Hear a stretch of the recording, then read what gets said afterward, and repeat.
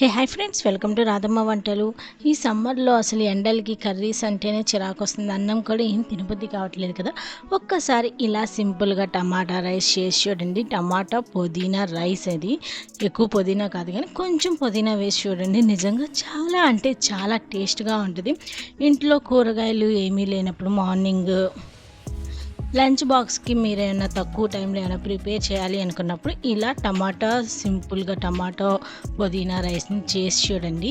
టమాటా అంటే నచ్చని వాళ్ళు కూడా లొట్టలు వేసుకుంటూ తినేస్తారు. ఈ టమాటా రైస్కి కావాల్సిన పదార్థాలు అతి తక్కువ పదార్థాలతోనే చేయొచ్చు. ఉల్లిపాయలు, టమాటాలు, వెల్లుల్లిపాయలు, కొంచెం పుదీనా ఆకులు.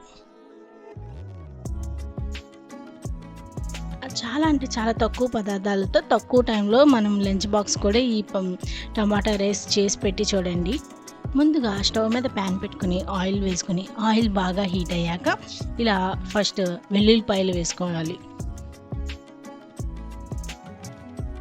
వెల్లుల్లిపాయలు వేసుకుని ఒక 2 నిమిషాలు వెల్లుల్లిపాయలు కొంచెం పచ్చివాసన పోయే వరకు వేపుకున్నాక ఇప్పుడు ఉల్లిపాయలు వేసుకోండి. ఉల్లిపాయలు వేసుకున్నాక అలాగే కొంచెం పసుపు కూడా వేసుకోండి. ఒకసారి ఈ పసుపు, ఆయిల్ ఉల్లిపాయలకు మొత్తం పట్టేలాగా ఇలా బాగా కలుపుకోవాలి.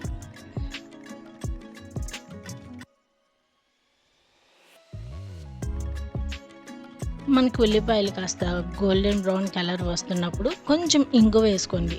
ఇది ఆప్షనల్, ఒకసారి వేసి చూడండి. నిజంగా టేస్ట్ చాలా అంటే చాలా కొత్తగా బాగుంటుంది.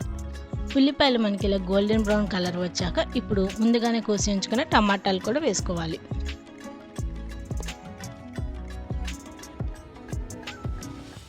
ఇప్పుడు అందులోనే కొంచెం సాల్ట్ వేసుకోండి. మీ టేస్ట్కి తగ్గట్టు సాల్ట్ వేసుకుంటే ఉల్లిపాయలు, టమాటాలు కాస్త ఇంకా త్వరగా మగ్గుతాయి. ఉల్లిపాయలు, టమాటాలు మనకి ఇలా బాగా మెత్తబడాలి.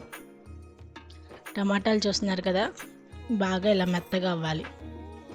టమాటాలు బాగా మెత్తగా అయ్యాక మీ టేస్ట్కి తగ్గట్టుగా కొంచెం కారం వేసుకోండి.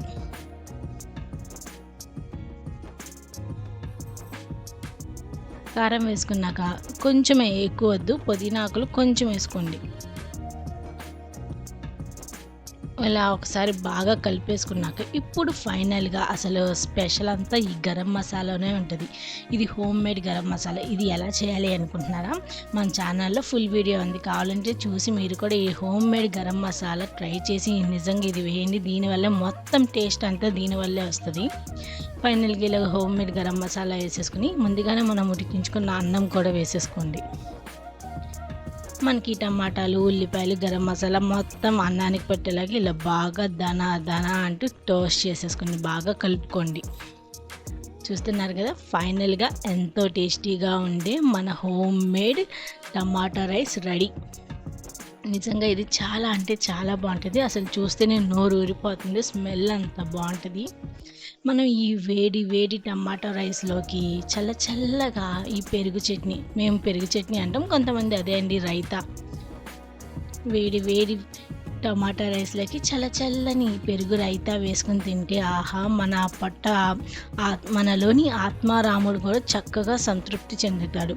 మీరు కూడా మీ ఇంట్లో ట్రై చేసి టేస్ట్ అంత కామెంట్స్లో చెప్పండి. మీ ఆత్మారాముడు కూడా సంతృప్తి చెందాడో లేదో చెప్పండి.